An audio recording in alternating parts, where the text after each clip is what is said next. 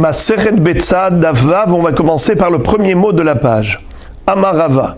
Met beyom tov rishon itaskubo amamin. Beyom tov sheni itaskubo Israël. Vafilu bishne yamim tovim shel Rosh Hashanah. Mashe enken bebetsa. Alors les amis, je vais faire quelque chose d'inhabituel. C'est que je vais lire la Gemara selon la version telle que c'est écrit chez nous. Et ensuite, je vais la relire avec le Haggaot Abah, avec la correction du Bah, qui est en fait basée sur Rashi. Alors, je vais donner d'abord la première traduction, qui, selon le Bah, est fausse. Et en effet, c'est l'opinion de Rashi. Amarava, met beyom tov rishon, si le mort est décédé pendant Yom Tov Rishon, itaskubo amamin, on peut le faire enterrer et s'occuper de sa sépulture par des goïms. Met beyom tov sheni, s'il est mort le deuxième jour de Yom Tov, qui dans la diaspora n'est pas considéré comme un Yom Tov minatora, c'est juste un minhag, c'est juste miderabanan, alors itaskubo Israël. Les Hachamim ont autorisé même de le faire enterrer par des Juifs. Et pas uniquement pour les 2 jours de Yom Tov qu'on applique en diaspora, qu'on pratique en Chutz La'aretz, même en Eretz Israël où on fait 2 jours de Rosh Hashanah, eh bien le deuxième jour, puisqu'il n'est que miderabanan, on aurait le droit de s'occuper de la sépulture d'un défunt. Machen ken bebetza, ce qui n'est pas le cas pour l'œuf. L'œuf qui a été pondu premier jour de Rosh Hashanah est interdit le deuxième jour, parce que c'est Yoma Arirta, ces 48 heures sont considérées comme un seul jour, donc l'œuf qui a été pondu pendant Yom Tov, évidemment il est interdit le jour même. Eh bien les 2 jours de Rosh Hashanah sont considérés comme une seule entité.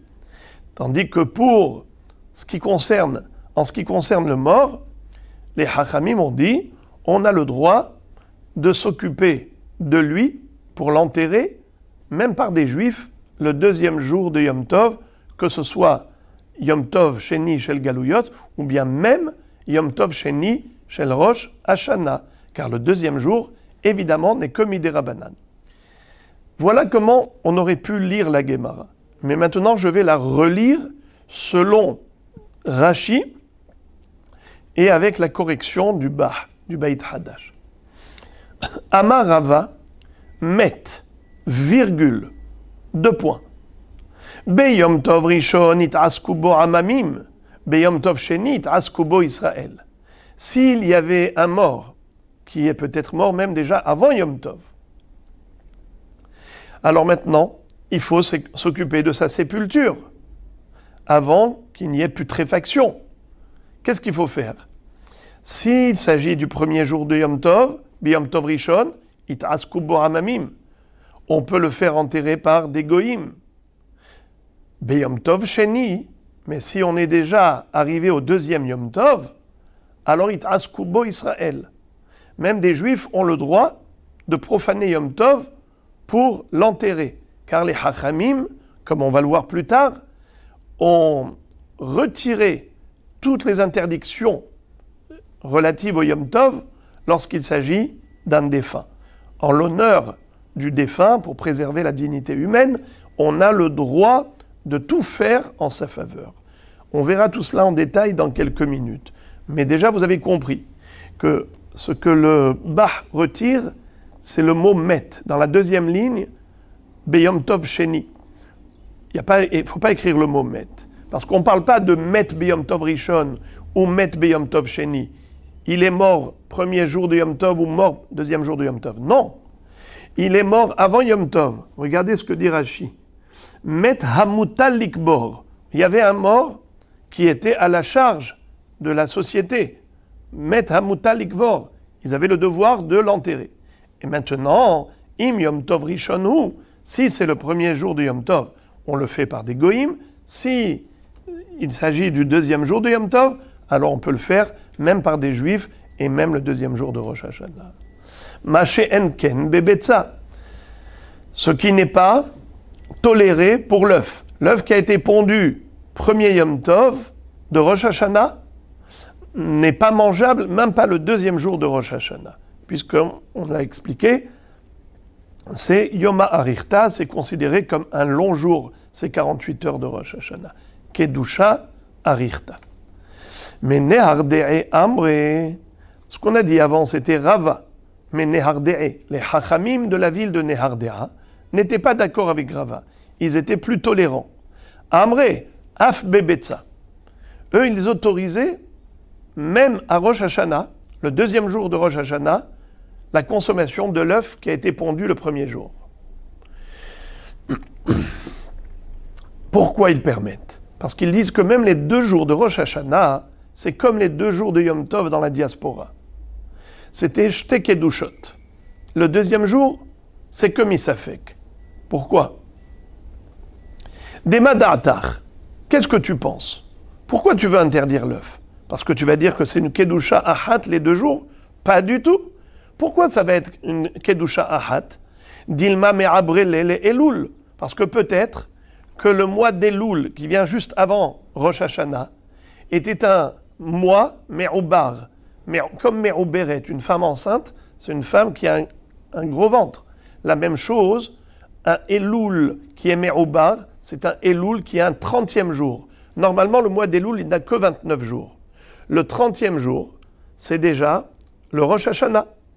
En général, s'il y avait des Edim qui étaient venus le 30e jour du mois de Elul, donc ce n'est plus le 30e jour du mois de Elul, ça devient en fait premier Tishri, puisque les Edim qui sont venus raconter au Beddin qu'ils avaient vu la lune réapparaître la veille, pendant la nuit, ils ont vu le Molad Alevana, la néoménie, le Beddin allait dire Mekoudash, Mekoudash. Donc ça deviendrait premier Tishri, Rosh Hashanah. Mais s'il n'y avait pas de Edim qui étaient venus, ou bien s'ils étaient venus après Minha, et comme on avait une takana, comme on l'a déjà vu, que si les Edim étaient venus après Minha, on n'acceptait pas leur témoignage. Parce que ça allait causer des problèmes par rapport au shir chez la Lévi'im, le korban atamid de l'après-midi, puisque les Lévi'im avaient déjà entonné le chant de Hol. Si on acceptait le témoignage des Edim après Minha, il s'avérerait que les Edim se tromperaient au niveau du chant. Ils ont chanté un chant de Hol au lieu de Rosh Hashanah. Dans ce cas-là, qu'est-ce qu'on faisait? On disait aux Edim, stand by, on ne peut pas accepter votre témoignage. Donc le 30e jour du mois d'Elul ne sera pas le premier Tishri. Ce sera le lendemain. Le lendemain sera le premier Tishri. Et là, ce sera un Elul Me'ubbar, un Elul qui a une excroissance, qui a un jour de plus. Au lieu de 29 jours, il aura 30 jours. Alors, Nehardee dit, tu crains cela? Mada'atar, qu'est-ce que tu crains? Qu'est-ce que tu penses? Dilma Me'abrele les Elul, que peut-être le Beddin vont faire un Elul Me'ubar, un Elul de 30 jours? Ce n'est pas possible. Ha'amarav hinena bar kahana, amarav, mimot ezra va'ilach, lomatsinu Elul Me'ubar. Depuis l'époque de Ezra Sofer, qui a reconstruit le deuxième Beth Amikdash, Ezra Sofer, à son époque, il y a eu une seule fois un Elul où il y avait 30 jours. Elul Me'ubar, puisque les Edim ne sont pas venus le 30e jour. Où ils sont venus, mais après Minha. Alors là, en effet, on a dû fixer le Rosh Hashanah le lendemain. Donc c'était Elul Me'ubar. Mais sinon, en temps normal, il y a toujours eu des Edim qui sont venus à l'heure, avant Minha. Et de ce fait, le Rosh Hashanah, c'était toujours le 30e jour du mois d'Elul. 30e jour du mois d'Elul, au lieu que ce soit Elul, c'est devenu premier Tishri. Donc le mois de Elul, il n'a jamais été Me'ubar à part une fois. Il était toujours un mois creux, Chodesh Haser, pas Chodesh Malé. De ce fait, pourquoi alors on fait 2 jours de Rosh Hashanah? Si c'est clair que le 30e jour, c'était premier Tishri, Rosh Hashanah, alors dans ce cas-là, pourquoi tu voudrais interdire l'œuf le lendemain? Ah, parce qu'on a 2 jours. Pourquoi on a 2 jours? Tu veux savoir pourquoi on a 2 jours? Parce que les gens qui sont loin du Beddin, n'avaient pas le choix que de faire 2 jours, comme dans la diaspora. Pourquoi en Chutz La'aretz on fait 2 jours de Yom Tov à Pessah, Shavuot et Sukkot? Parce qu'on ne sait pas quand est-ce que le Beit Din a fixé Rosh Chodesh, aujourd'hui ou demain. Alors, on fait 2 jours. La même chose, le jour de Rosh Hashanah, quand le Beit Din avait fixé Rosh Hashanah, le 30e jour du mois d'Elul, très bien, mais est-ce qu'ils avaient pu le communiquer? Est-ce qu'ils avaient pu l'annoncer? Non. Alors les gens qui étaient loin du Beit Din, comme dit Rashi, Rechokim mi Beit Din, forcément, ils faisaient 2 jours de Rosh Hashanah. Alors, le premier, c'était Minatora, et le deuxième, c'était Misafek. En fait, les deux, c'était Misafek quand ils l'ont fait la première fois. Ils l'ont fait Misafek, parce que, peut-être aujourd'hui, peut-être demain. Mais après, quand les Hachamim ont instauré Rosh Hashanah 2 jours, ils l'ont fait comme à l'époque du Beth Amikdash, on faisait 2 jours. Et puisque maintenant, on sait exactement c'est quand le premier jour, c'est quand le deuxième jour, donc premier jour des Horaïta, deuxième jour des Rabbanan, mais c'est Shtek Dushot, exactement comme en Chutz La'aretz. On a Shtek Dushot. Alors, un œuf qui a été pondu le premier jour est forcément permis le deuxième jour d'après Néardéa. Les Hachamim de Néardéa. Voilà donc la mahloket entre Rava et les Hachamim de Néardéa. Maintenant, la Gemara revient à ce que Rava nous a enseigné comme première halakha. Il nous avait dit que un mort qu'il faut enterrer, si il s'agit du premier jour de Yom Tov, alors il faut le faire que par des goïms. Assour, pendant Yom Tov, de s'occuper d'un mort. Un juif n'a pas le droit de creuser, d'aller enterrer un défunt pendant Yom Tov Rishon. Il ne va pas faire des mélachot pour enterrer un défunt. Par contre, le deuxième jour, on a dit que c'est permis pas seulement par des goïms, même par des juifs. Alors on nous dit comme ça. Amar Morzoutra. Morzoutra nous dit, Lo Amaran, tout ce qu'on a dit qu'un juif a le droit de profaner le deuxième jour de Yom Tov au profit du défunt, et là de ishtahe, aballa ishtahe, mashehin nanle. C'est seulement si ce mort-là, ce défunt, il a attendu. Ça veut dire qu'il est mort déjà avant. Et maintenant, si tu le laisses encore attendre, il va pourrir. C'est une atteinte portée à la dignité humaine. Alors, pour préserver le kvod habiriot, on a autorisé le Israël de faire des travaux, des mélachot pendant Yom Tov Sheni pour l'enterrer. Mais si il vient de mourir, c'est tout récent. Alors, si on attend encore quelques heures jusqu'à la fin du Yom Tov Sheni, il n'y aura pas de putréfaction, il n'y aura pas d'odeur nauséabonde, il n'y a pas d'atteinte portée à la dignité humaine. Mashehin nanle. Alors on fera attendre le mort jusqu'à Motsa et Yom Tov, et c'est là que on va l'enterrer. Mais Rav Ashi n'est pas d'accord. Rav Ashi Amar, Afal gav de lo ishtahe, nami lo mashehin nanle. En réalité, même si c'est un mort récent, il vient de mourir, et il n'y a plus que quelques heures encore jusqu'à Motsa et Yom Tov, on n'a pas besoin de le faire attendre, on peut l'enterrer immédiatement et par des béné Israël, par des juifs. Maïtama, Yom Tov Sheni, le gabe met, kehol shavyuha rabanan. Yom Tov Sheni, c'est comme des rabanan. Et les Hachamim ont dit, par rapport à la dignité humaine, pour préserver la dignité du mort, nous, on a levé toutes les interdictions. On a considéré le Yom Tov Sheni comme un jour de Hol, au profit du mort. Afilou le migaz le glima, ou le migaz le assa, même s'il faut aller cueillir du hadas pour parfumer son cercueil, même s'il faut aller couper du tissu pour étoffer ces linceuls. On a déjà des linceuls, mais on veut encore plus joli, plus beau. C'est moutar, Yom Tov Sheni pour le mort. Car on considère ce jour-là comme un jour de Hol. Et c'est la halacha. Dans le Shulchan Aruch, Ilchot Yom Tov, il est écrit en effet que Yom Tov Sheni,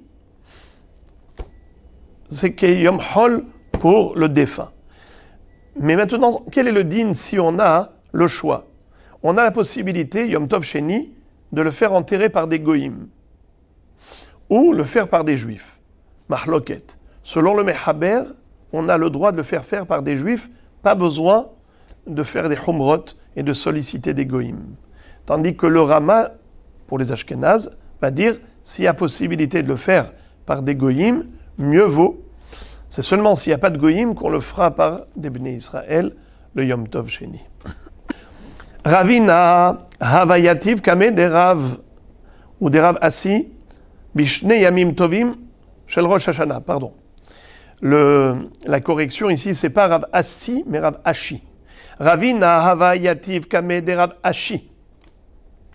Ravina était devant Rav Ashi. Bishne yamim tovim shel Rosh Hashanah. C'était pendant les 2 jours de Rosh Hashanah. Hazie de'ava atziv. Ravina a vu que Rav Ashi était triste. Amarle amay atziv mar. Il lui a dit, pourquoi mon maître est triste? Amarle, il lui a dit, Delo otive eruve tavshilin. J'ai oublié de préparer le eruve tavshilin. Et maintenant, on a 2 jours de Rosh Hashanah et Shabbat. Jeudi et vendredi, c'est Rosh Hashanah, et il y a Shabbat qui arrive juste après. Comment je vais cuisiner pendant Rosh Hashanah pour Shabbat? Voilà pourquoi je suis triste. Amarle, alors Ravina va dire à Rav Ashi, Velotiv mar ha'idana. Eh bien maintenant, aujourd'hui on est jeudi, tu peux faire aujourd'hui un Irouv. Milo amar Rava, mania hadam Irouvet avshilin miyom tov la havero. On a une halakha concernant les 2 jours de Yom Tov en diaspora. Quand on a 2 jours de Yom Tov qui tombent jeudi, vendredi et suivi du Shabbat. Quelqu'un qui a oublié de faire Eruvet Tavshilin le mercredi. Alors qu'est-ce qu'il peut faire?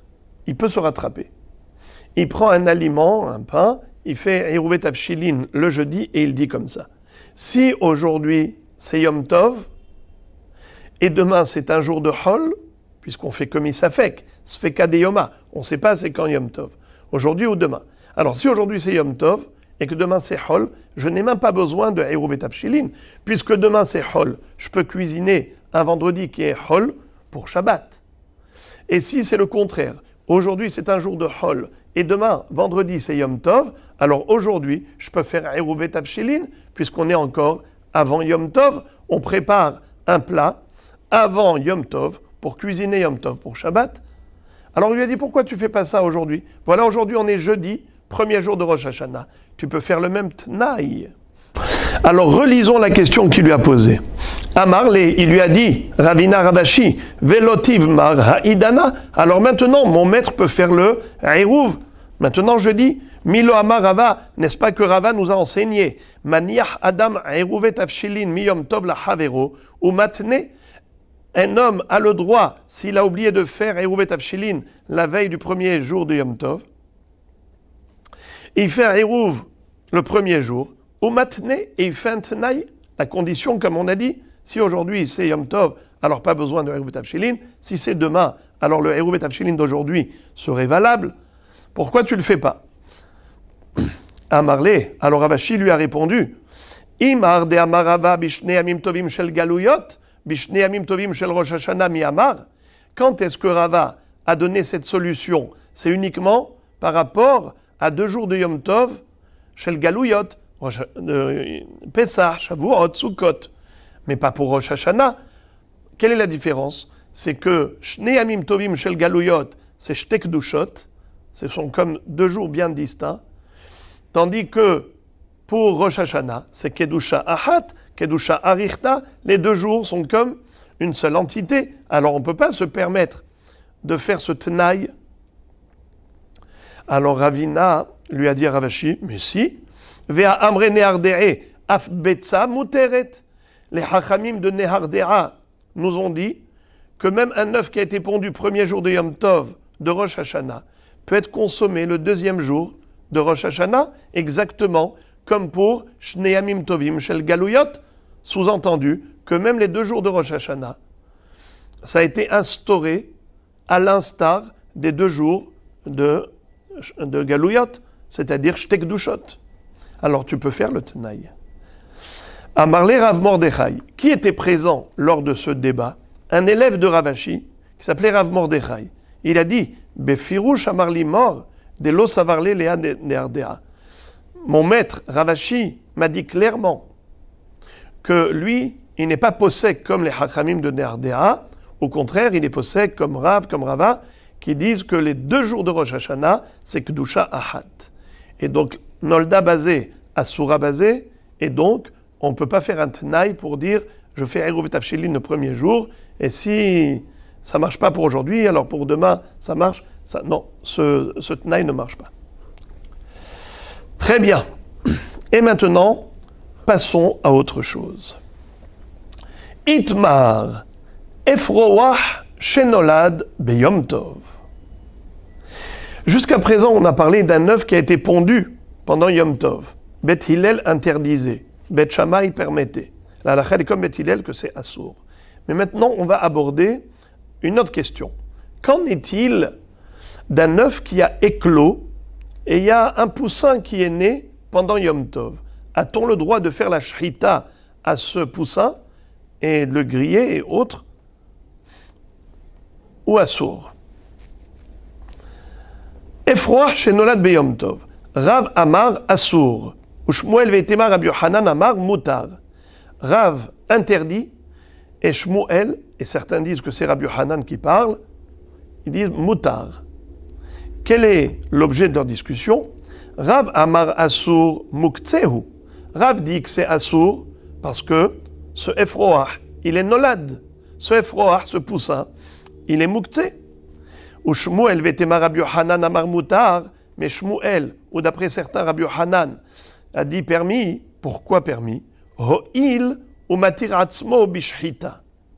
Vu que maintenant, ce Efroach, il est matir atzmo bishhita. Qu'est-ce que ça veut dire? Le Efroach, quand il était dans l'œuf, il était interdit à la consommation. On verra qu'il est considéré comme un sheretz. Quand il est sorti, il est interdit à la consommation, parce qu'il est vivant, il faut lui faire la shrita. C'est ever minahai, on n'a pas le droit de manger une bête vivante. Donc il faut lui faire la shrita. Mais Shmuel ou Rabbi Yochanan disent quelque chose d'ingénieux, c'est un peu subtil.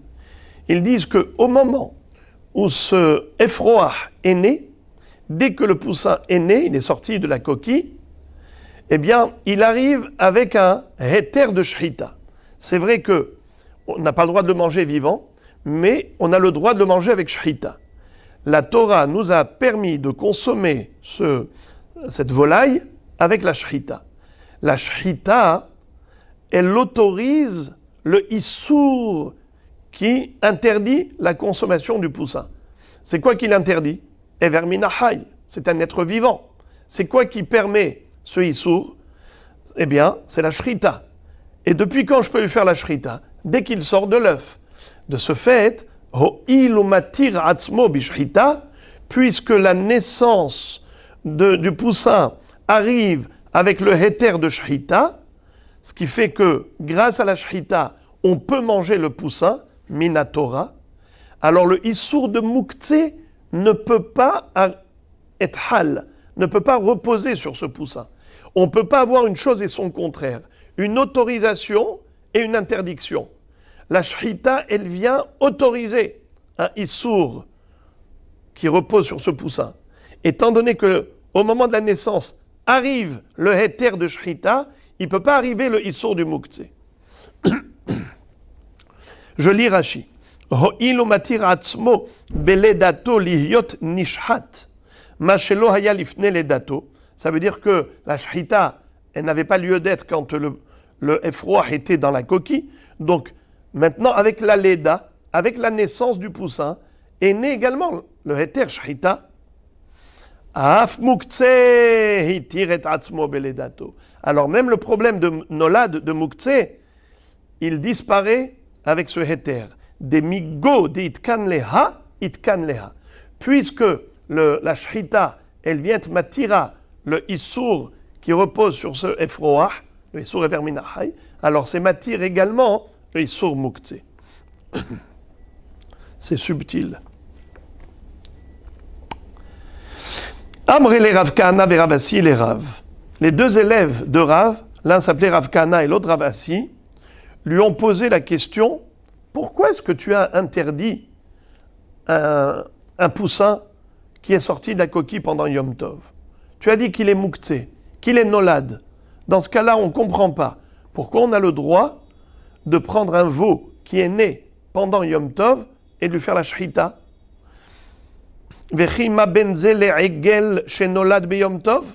Pourquoi le veau qui est né Yom Tov, on a le droit de faire la shrita et de le manger Yom Tov, et le poussin qui est né Yom Tov, tu l'interdis?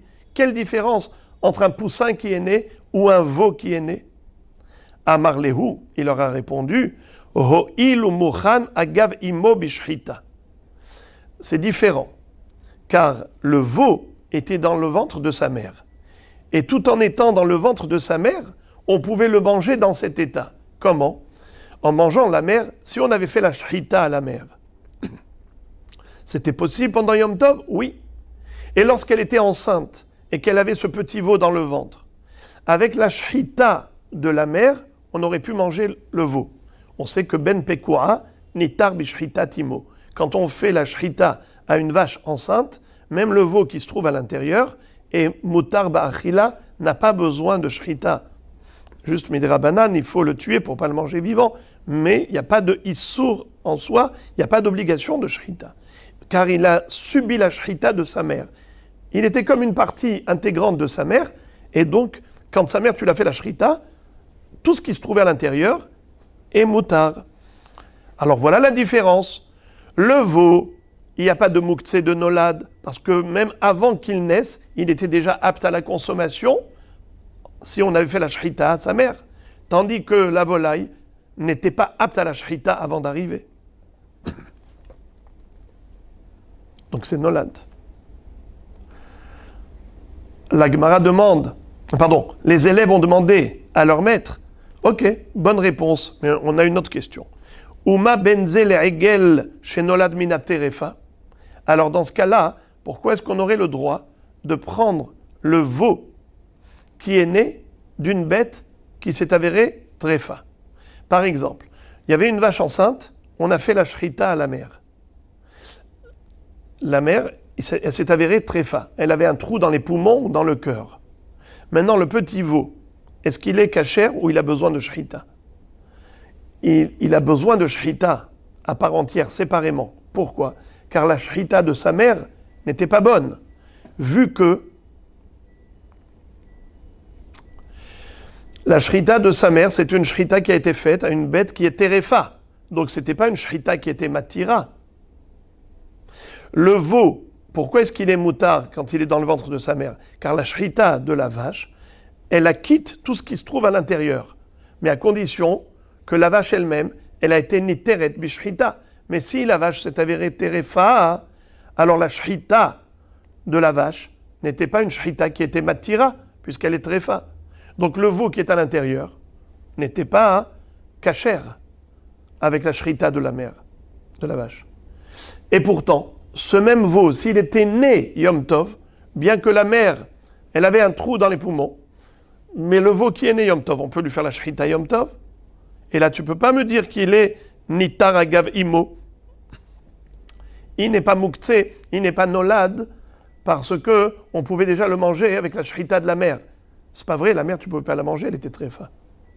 Et pourtant, le veau qui est né pendant Yom Tov, on peut lui faire la shrita et le manger.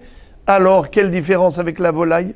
Pourquoi un poussin qui est né, qui est sorti de la coquille, Rav l'interdit, mishum mouktsé, et le veau qui est sorti de la tréfa, il ne l'interdit pas mishum mouktsé.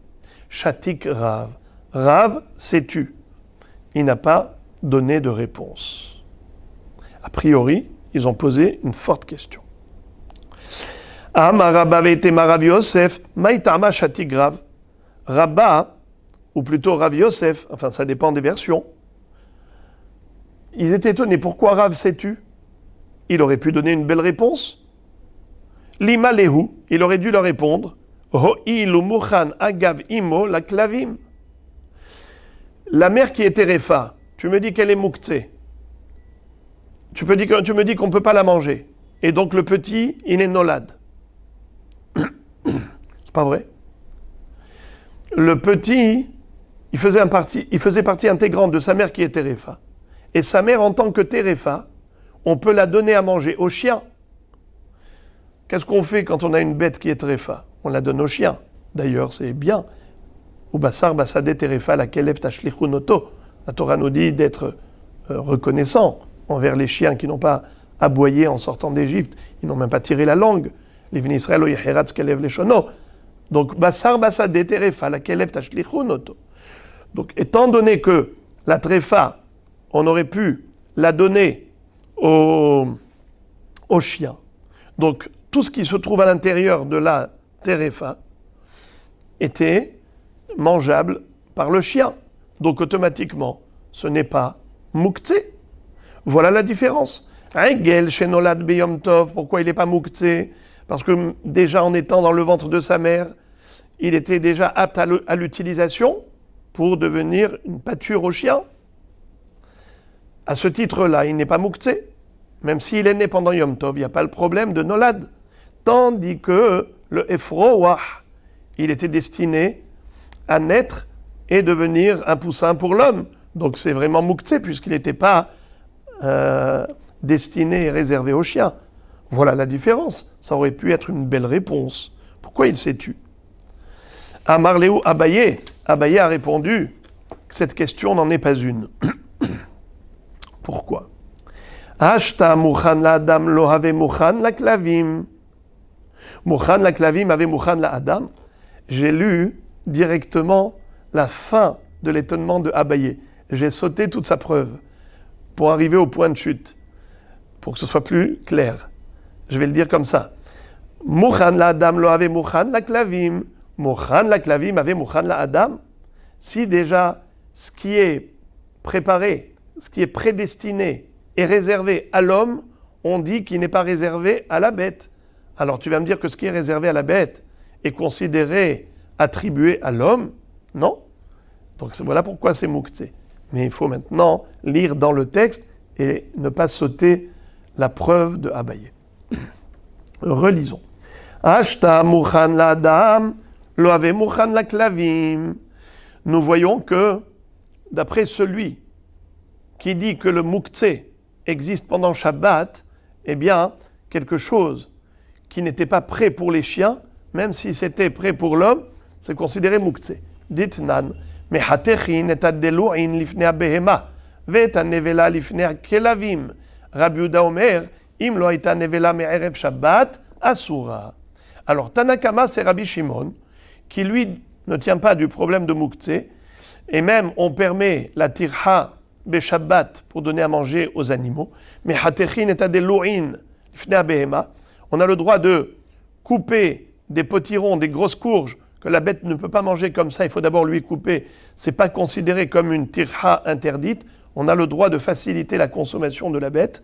On lui coupe la courge. Ve'et nevela lifnei klavim. On va pas mettre toute une charogne devant le chien. On lui coupe en morceaux la nevela pour qu'il puisse la manger. Ça, c'est Rabbi Shimon qui ne tient pas du problème de Mouktsé, même si cette bête est morte pendant Shabbat. Rabbi Yehuda Omer, im lo haita nevela me'erev Shabbat asura. Rabbi Yehuda dit, si la nevela était nevela déjà avant Shabbat, il n'y a pas de problème. Elle était prédestinée aux chiens, donc elle n'est pas Mouktsé. Un homme, il doit nourrir ses animaux, eh bien le ma'achal behema n'est pas Mouktsé. Mais si la bête était vivante à l'entrée du Shabbat, elle n'était pas destinée aux chiens. Maintenant, elle est morte pendant Shabbat. Maintenant, c'est une charogne. Eh bien, c'est assourd de couper cette charogne pour la donner aux chiens. Les fiches et namina mouchan, car elle n'est pas considérée prête pour les chiens. Elle n'était pas réservée aux chiens. Enamuna mouchan. Alors, mouchan la klavim, have mouchan la adam. De là, tu vois que même ce qui est mouchan la adam n'est pas mouchan la klavim. D'après Rabbi Yehuda, qui interdit de couper la nevela d'une bête qui est morte pendant Shabbat. Pourquoi il interdit? Parce qu'il dit, à l'entrée du Shabbat, c'était pas réservé à la bête. Au contraire, c'était une bête vivante qui est destinée à l'homme. De ce fait, si elle est morte pendant Shabbat et que c'est une charogne qui est maintenant mangeable par les clavim, par les chiens, c'est mouktsé, ça reste mouktsé. Puisque c'était mouktsé ben hashmashot, ça reste mouktsé tout le temps.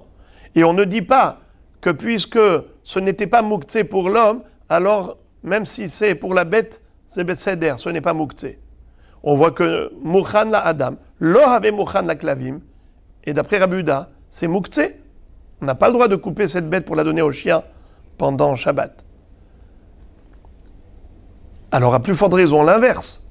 Quelque chose qui était destiné juste au clavim n'est pas considéré comme mouchan. La adam, c'est-à-dire la bête qui était réfa, la mère, la vache qui était tréfa, qui était enceinte, elle était, oui, destinée au chien, puisqu'elle était terefa. Basar basade terefa, la keleb tashlichu noto. Mais ce n'est pas pour autant que le veau auquel elle donnera naissance, que je vais trouver dedans, que je vais dire qu'il était apte à l'homme. Pourquoi ? Parce que le fœtus faisait partie intégrante de la mère. Et la mère, elle était destinée au chien, pas à l'homme, car l'homme, il n'a pas le droit de manger une terefa. Donc si c'était réservé au chien, avec le veau qui est à l'intérieur, donc ce veau-là, il est considéré mouktsé. Mouchan la clavim, lo ave mouchan la adam. Voilà pourquoi Abaye explique que Rav ne pouvait pas accepter, ne pouvait pas répondre à la couchia qu'on lui a posée. Quand on lui a posé la question, Egel anolad mina terefa, pourquoi il est permis ? Pourquoi il est permis ? Qu'est-ce qu'on avait voulu dire ? Qu'il est permis, pourquoi ? Parce qu'il est mouchan agav imo la clavim. N'est-ce pas ? Puisque la mère, elle est apte au chien, alors même le petit veau, il est apte au chien. Et de ce fait, il n'est pas mouktsé. Pourquoi Rav n'a pas répondu ainsi ? Pour dire que Egel shenolad biyom tov mutar, parce qu'il est mutar agav imo la clavim. Abaye dit, ce n'est pas possible. Car lui-même, car on voit que mouchan la clavim, lo ave mouchan la adam, même si la mère terefa, elle était apte au chien, mais c'est pas pour autant que le veau qui était à l'intérieur d'elle, qui était apte au chien, puisse devenir maintenant, quand il est né, apte à l'homme. Car mouchan la clavim, lo ave mouchan la adam. Alors si on voit qu'il est quand même moutar, c'est pour une autre raison. C'est comme avait dit Rabbi Yochanan et Shmuel, que ho'il umatir atzmo bishchita, comme pour le poussin qui sort de la coquille. Pourquoi ils l'ont permis ? Pourtant il est nolad. Parce qu'il est matir atzmo bishchita. Comme il est matir atzmo bishchita, migod itkan leha, comme Rashi a dit, que de la même façon qu'il fait sauter le issour ever minahai, il fait sauter le issour mouktsé, le heter shchita. Alors là aussi, voilà pourquoi Rav n'a pas répondu. Parce que la couchée, elle est forte. Pourquoi est-ce que le veau est permis ? C'est rien que parce qu'il est matir atzmo bishchita, comme on dit Rabbi Yochanan et Shmuel, mais pas parce que c'est mouchan la clavim avec mouchan la adam, car si déjà mouchan la adam l'avait mouchan la clavim, kal vachomer mouchan la clavim l'avait mouchan la adam. Voilà comment Abaye a voulu expliquer la raison pour laquelle Rav n'a pas répondu à la kushia de ses deux élèves, Rav Kahana et Rav Assi. Mais la Gemara dit non, on n'est pas d'accord avec Abaye. Amarle, Rabba a répondu à Abaye, il lui a dit ta réponse n'est pas bonne. Pourquoi ? Parce que toi tu considères que si déjà Mouchan la Adam lo avait Mouchan la Klavim, alors à plus forte raison que Mouchan la Klavim lo avait Mouchan la Adam. C'est pour ça que tu expliques le silence de Rav pour cette raison. Eh bien, c'est faux. Pourquoi ? Amarle in Mouchan la Adam lo ave Mouchan la Klavim. C'est vrai que Mouchan la Adam n'est pas Mouchan la Klavim. Pourquoi ? Demaï de Hazelel et Inish lo shade la Klavim. Ce qu'un homme peut manger lui-même, il ne va pas l'offrir au chien, puisqu'il peut manger lui-même. Par contre, Mouchan la Klavim avec Mouchan la Adam, des dates de Inish, à Kolma de Hazele. Si un homme il a une bête qui est tréfa, mais à l'intérieur de cette tréfa qu'il doit donner au chien se trouve un petit fœtus qui est apte à l'homme, eh bien l'homme ne désespère pas. il veut récupérer, il attend la naissance de ce petit veau pour le manger, pour lui faire la shrita et le manger, car quand il va naître, ce petit veau, même si la mère elle était tréfa, le petit veau il va être kasher, il va lui faire une shrita une fois qu'il va naître. Donc c'est la raison pour laquelle on considère que ce n'est pas un nolad. Ce n'est pas un nolad. Alors voilà pourquoi la question des élèves de Rav, c'était pourquoi tu permets le veau et tu ne permets pas le poussin? Quelle différence? De la même façon que tu permets un veau qui est sorti de la vache, qui était tréfa, et tu ne dis pas qu'il est nolad, ainsi tu devrais dire qu'un petit poussin qui est sorti de la coquille n'est pas nolad. Pourquoi il n'y a pas de Isur Muktzeh? Ho ilo matiratzmo bishrita. Matiratzmo bishrita au niveau du veau, matiratzmo bishrita au niveau du poussin. Alors quel est le problème?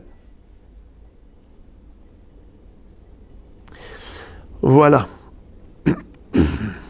Tania Kavate des Rav, Tania Kavate des Shmuel, Vetema Rabbi Yohanan. Bien que on voit que les élèves de Rav lui ont adressé une objection très forte, mais tout de même, on trouve une baraïta qui dit exactement comme Rav, et une baraïta inverse qui dit comme Rabbi Yohanan ou Shmuel. Tania Kavate des Rav, Egel Shenolad Beyom Tov Mutar, Efroach Shenolad Beyom Tov Asur. La baraïta établit un distinguo entre le veau et le poussin. Le veau qui est sorti de la vache, qui est né pendant Yom Tov, est permis. Tandis que le poussin qui est sorti de sa coquille, il est né pendant Yom Tov, Assour. Uma Hefresh Ben Zelazé. Et la Braïta elle-même pose la question, quelle est la différence? Ze Mouchan Agav Imo Bishchita, Veze Eno Mouchan Agav Imo.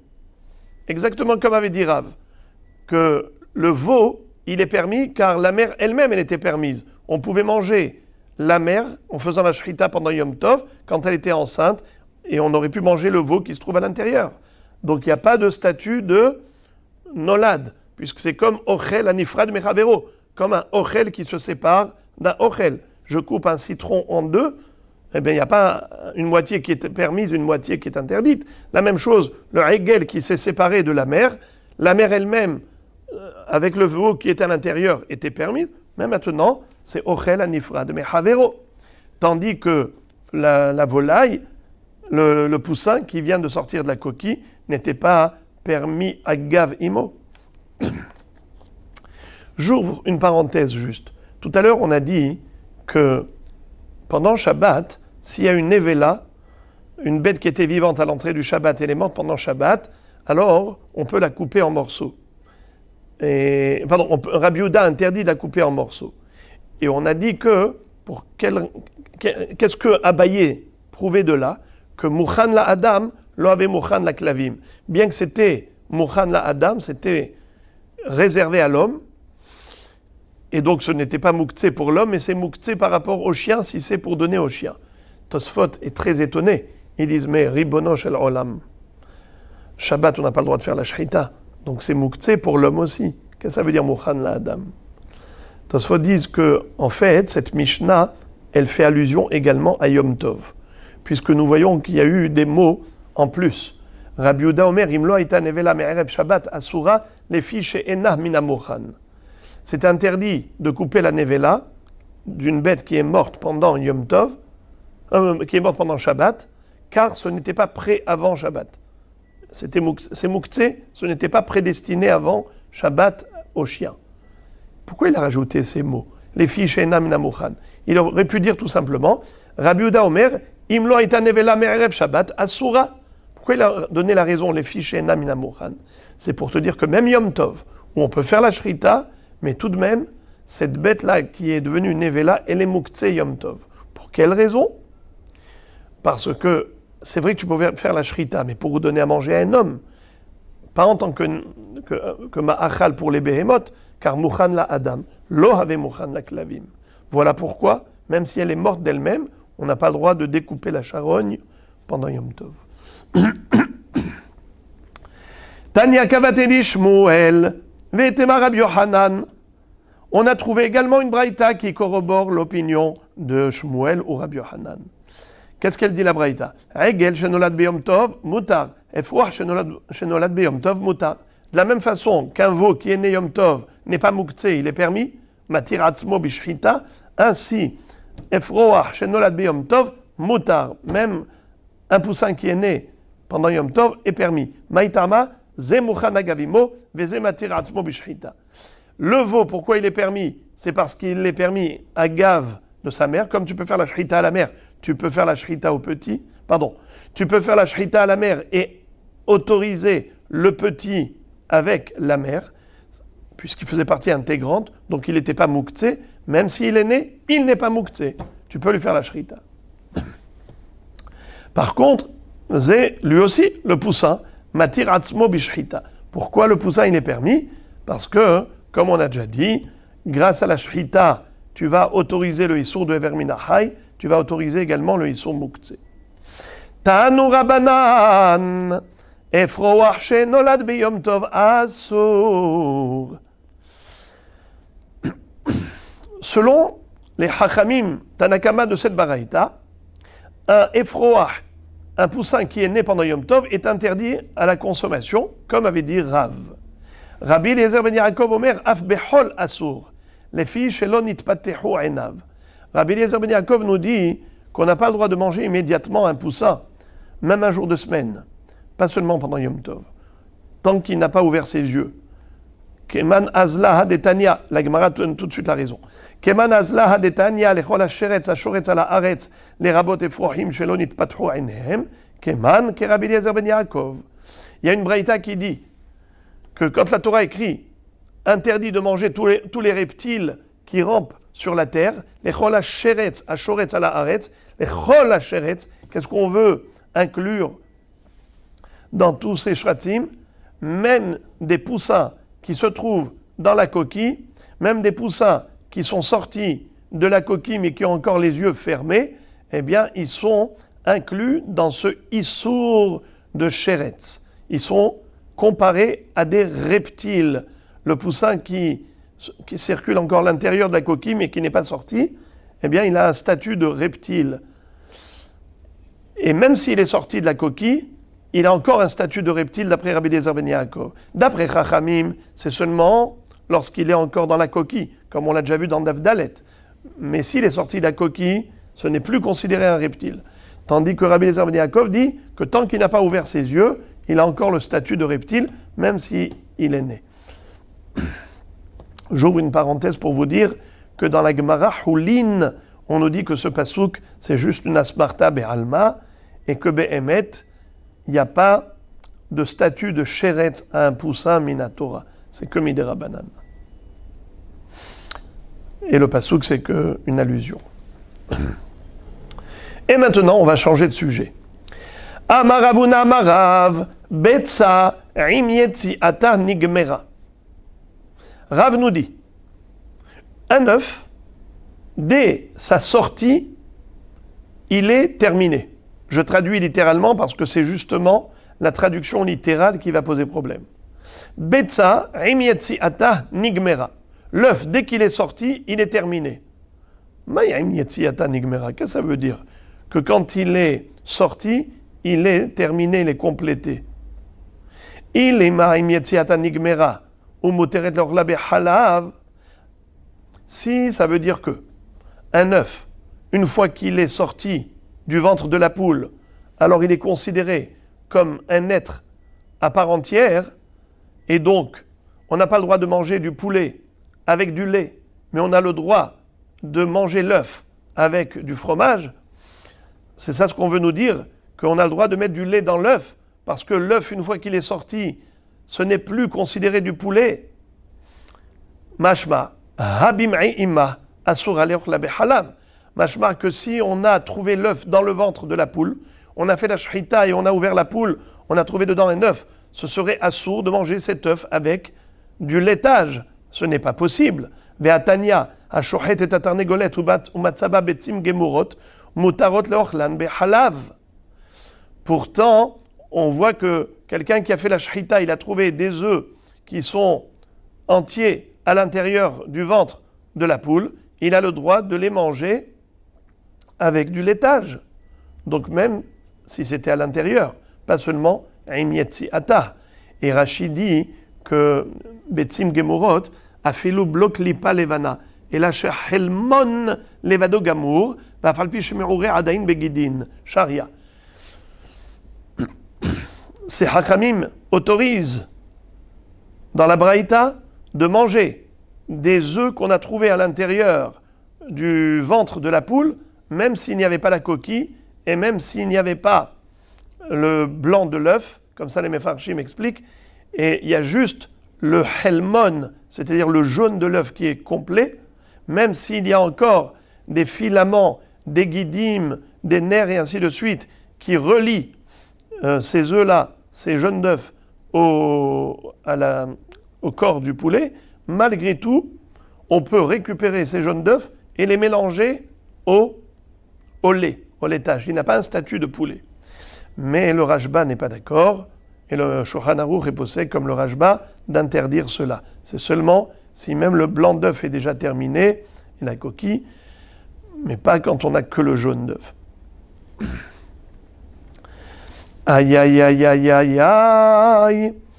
Et là, nigmera, umuteret leochla beyom tov. Alors que veut dire un œuf, nigmera? Qu'est-ce que ça veut dire? On ne parle pas de basar behalav, on parle ici de Yom Tov. Lorsque l'œuf est sorti, alors on a le droit de le manger Yom Tov. Ok, Boker Tov. Qu'est-ce que tu veux qu'on en déduise? Habim'i imah asur aleoch la Yom Tov. Sous-entendu que si l'œuf n'est pas sorti, mais qu'on a fait la shrita à la poule et on a trouvé des œufs à l'intérieur du ventre, on n'aurait pas le droit de manger ces œufs. Pour quelle raison? Pour quelle raison?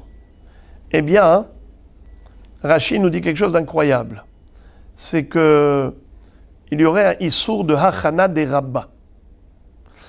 L'œuf, quand il s'est terminé, contrairement à ce qu'on avait vu dans le Dafbet, Kol Betza de Mitialda Idana Metmol Gamralah, Rabba avait dit que tout œuf qui est né, quand est-ce qu'il a été terminé? Un jour avant. Eh bien ici, la Gemara nous dit que non. Que l'œuf, il peut être formé et complété juste avant de naître. Alors s'il est né pendant Yom Tov, ça veut dire qu'il a été complété pendant Yom Tov. Donc pendant Yom Tov, tu as préparé pour Yom Tov. Et ici, on est en train de dire que ce qui est né, Bidei Shamaim, qui a été préparé du ciel dans le ventre de la poule, cet œuf a été complété, formé, eh bien c'est assourd d'en profiter, puisque Rabba nous avait enseigné qu'on n'a pas le droit de préparer pendant Yom Tov pour un autre Yom Tov, ou Yom Tov pour Shabbat, ou Shabbat pour Yom Tov, eh bien même ici on nous dit que même Yom Tov pour Yom Tov c'est assourd. Mais c'est bizarre, car on a le droit de préparer Yom Tov pour Yom Tov. Mais la Gemara va réfuter immédiatement ce pirouge de toutes les façons. Alors je relis la question. Rabbi Me'ima asur aleoch la beyom tov, ve'atanya shohet et atarnegolet ou matzaba betzim gmurot, mutarot leochlan beyom tov. Il y a une braïta qui autorise clairement de manger pendant Yom Tov les œufs qu'on a trouvés dans la poule lorsqu'on l'a fait shrita et qu'on a ouvert son ventre et qu'on a trouvé des œufs. C'est permis, donc ne me dis pas que c'est ça ce que voulait dire Rav. Alors qu'est-ce qu'il voulait dire quand il a dit que Betza im yetziata nigmera? Un œuf, c'est en sortant qu'il est complet. Alors peut-être que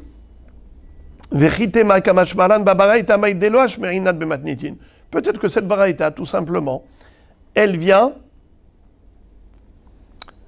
nous interdire elle vient nous autoriser de manger des œufs, même si on les a trouvés à l'intérieur, et c'est ça le chidouche. Nous dire que moutard de manger des œufs qu'on a trouvés dans la poule. Et ça, on ne l'a pas appris dans la Mishnah. Et comme on ne l'a pas appris dans la Mishnah, alors on l'apprend dans la Braïta. Peut-être que c'est cela ce que la Braïta veut nous enseigner. C'est faux. Car même ça, on l'a déjà appris. Hanamitanina. Comment? Dans la Mishnah.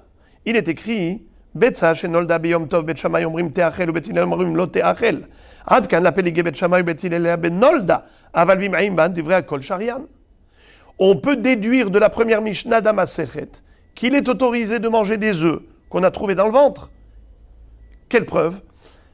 Bet Hillel interdise un œuf qui a été pondu pendant Yom Tov. Bet Shammai autorise. Toute la marloquette est seulement si l'œuf est né pendant Yom Tov. Mais si on l'avait, machma que si on l'avait trouvé à l'intérieur, tout le monde serait d'accord qu'il est permis. Même Bet Hillel permettrait. Alors qu'est-ce que cette braïta vient m'enseigner?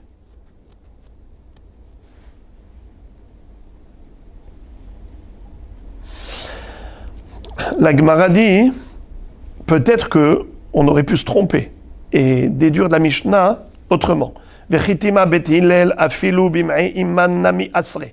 Haï de katane nolda leodiacha kohan de bet Shammai de afilu nolda nami sharu.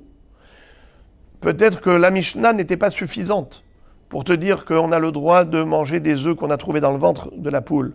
Car même si la Mishnah parlait de Betza chez Nolda Biyom Tov, on aurait pu penser que Bet Hillel interdise non seulement Betza chez Nolda Biyom Tov, mais même Betza chez Nimtseet Babeten, même un œuf qui a été trouvé dans le ventre de la poule.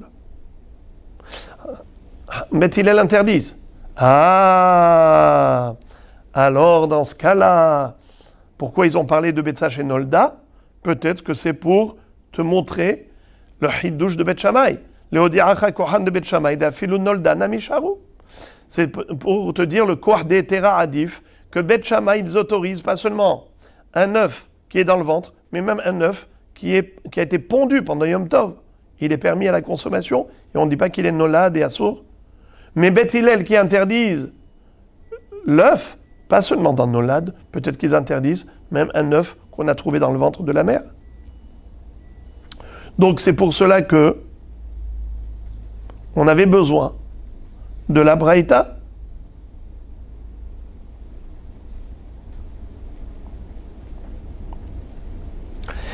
Alors la Gemara dit, et la hadetania ashohet atarnegolet umatzaba betzin gmurot mutarot leochlan beyom tov mani lo bet Shammai velo bet Hillel. La Gemara dit c'est impossible, car cette braïta qui nous a dit que ashohet et atarnegolet umatzaba betzin gmurot mutarot leochlan beyom tov. Cette baraïta, elle fonctionnerait d'après qui? Ni d'après Bet Shammai, ni d'après Bet Hillel. Pourquoi? Car d'après Bet Shammai, ils permettent même quand l'œuf a été pondu. Or ici, la baraïta, elle dit seulement si c'était dans le ventre. Machma que si l'œuf a été pondu à sourd. Donc c'est sûr que ça ne marche pas d'après Bet Shammai. Et qu'est-ce que tu vas me dire? Ça marche d'après Bet Hillel? C'est pas vrai. Bet Hillel, ils n'interdisent pas seulement quand il est dans le ventre, mais quand il est nolad. Alors la Gemara dit, ce n'est pas possible. Pourquoi? Parce que dans ce cas-là, quel est le sens de cette baraïta? La baraïta nous dit, qui est l'auteur de cette baraïta? La baraïta nous dit, Ve'ela hadetanya, ashochet et atarnegolet umatzaba betzim gmurot mutarot leochlan beyom tov. Celui qui a fait la shrita d'une poule, il a trouvé dedans des œufs, il a le droit de les manger pendant Yom Tov. Mani, qui est l'auteur de cette braïta? Lo Bet Shammai ve lo Bet Hillel. Ça ne correspond à personne. Pourquoi? Ça ne peut pas correspondre à Bet Shammai, car Bet Shammai autorise pas seulement des œufs à l'intérieur de la poule, mais même des œufs pondus pendant Yom Tov. Ça ne peut pas correspondre non plus à Bet Hillel, car Bet Hillel, en effet, tu as dit qu'ils interdisent. Ils interdisent pas seulement Betza chez Nolda, mais même Betza chez Betor HaBeten. Alors, que cette braïta, qu'est-ce qu'elle dit? Mutarot. Alors cette braïta ne pourra correspondre à personne. Alors que voulait dire Rav? Que voulait dire Rav quand il a dit Betza im yetziata nigmera?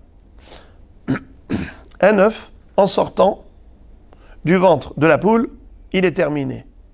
Quel est le sens? Ela im yetziata nigmera umegadelet efrohim. Bim'ei ima ena megadelet efrohim. Rav vient nous enseigner de la science naturelle. il vient nous faire un cours de SVT. Et il nous dit, sachez que, quels sont les œufs qui sont capables de produire des poussins? Uniquement ceux qui sont sortis de la poule, ils ont été pondus. Mais ceux qu'on a trouvés à l'intérieur du ventre de la poule, j'ai fait la shrita et j'ai trouvé un œuf entier dedans. Cet œuf ne pourra jamais donner naissance à un poussin. Les Mainaf Kamina, quel est l'intérêt? Quoi, Rav vient nous faire maintenant un cours de science. Quelle est l'incidence halachique? Réponse, les mekar ou même car, par rapport à l'achat et vente. C'est-à-dire, Kiaou de Amar Leou, Be'e de Pahya Leman. Il y avait une fois un client qui est passé dans le marché, là où il vendait des poules et des œufs. Il a dit, qui est-ce qui a Be'e de Pahya? Des œufs de gémissement, c'est-à-dire des œufs pondus par la poule. Et la poule, au moment où elle pond l'œuf, elle gémit. Alors, il a demandé Be'e de Pahya. Ça veut dire, je ne veux pas des œufs qui sont à l'intérieur du ventre, mais des œufs qui ont été pondus. Yahvoulé Be'e de Shhuta. Voilà que le vendeur l'a escroqué. Il lui a donné des œufs qu'on a trouvés dans le ventre de la poule. Atalekame de Rabbi Ami. Il est parti chez le Dayan Rabbi Ami pour se plaindre. Amarleu mekartautuhu ve'adar. Rabbi Ami a dit, c'est une vente erronée, un achat erroné, vous lui rendez son argent. Et il lui rendra les œufs. La Gemara dit pshita, mais c'est évident que c'est un mekartaout. Quel est le chidouche? Puisqu'il a demandé des œufs, be'e des pahya, c'est clair. Ma ou des tema, tu aurais pu dire, ha le achila kaba eleu. En réalité, cet homme-là, pourquoi voulait-il acheter des œufs pour les manger? Ve'haï de ka'amar des pahya mishum de tsarivan. Pourquoi il voulait des œufs pondus? Parce qu'ils sont meilleurs. Des œufs pondus ont un meilleur goût que des œufs qu'on trouve dans le ventre. Les maïnav kamina, les mitva, les bene bene. Et donc, l'escroquerie, elle n'est pas terrible. Ça veut dire, il va manger des œufs qu'on a trouvés dans le ventre, au lieu d'œufs qui est plus mature. Alors c'est vrai qu'il y a un petit décalage de maturité de l'œuf, il n'est pas aussi bon, mais de là à dire que c'est de l'escroquerie et il doit lui rendre l'argent et annuler tout le méca, non, il faut juste qu'il lui rembourse la différence de la valeur entre un œuf pondu et un œuf qu'on a trouvé dans le ventre. La différence, elle n'est pas énorme. C'est ça ce qu'il doit lui rendre. Mais pas dire mes cartes out, annuler totalement la transaction. Kamash Marlan, c'est ça qu'il vient nous dire. Non, on annule totalement la transaction. Car cet homme n'a pas demandé des œufs pondus pour manger. Certainement, il a demandé des œufs pondus pour qu'ils puissent ensuite être couvés par des poules et donner naissance à des poussins et avoir des poussins. Et donc, on ne lui a pas donné ce dont il avait besoin. C'est du mekartaout. On annule totalement la vente. On va continuer encore parce que le sujet n'est pas terminé. Haoud amar lehu be'ed edichra leman. Be'ed edichra leman. Yahvou le be'ed de safna me'ara. Vous savez qu'il existe des œufs qui n'ont pas été le fruit d'une fécondation par accouplement de coq et poule. Normalement, c'est ça un œuf. C'est quand il y a eu accouplement du coq avec la poule, on a un œuf. Mais parfois, la poule, elle peut se débrouiller toute seule. Elle peut se réchauffer avec le sol, ce qu'on appelle safna me'ara, et elle donne naissance à des œufs. La différence entre ces œufs et ces œufs, c'est que les œufs de safna me'ara, que la poule elle a eu tout seule en se réchauffant avec la terre, eh bien ces œufs-là ne peuvent pas produire des poussins.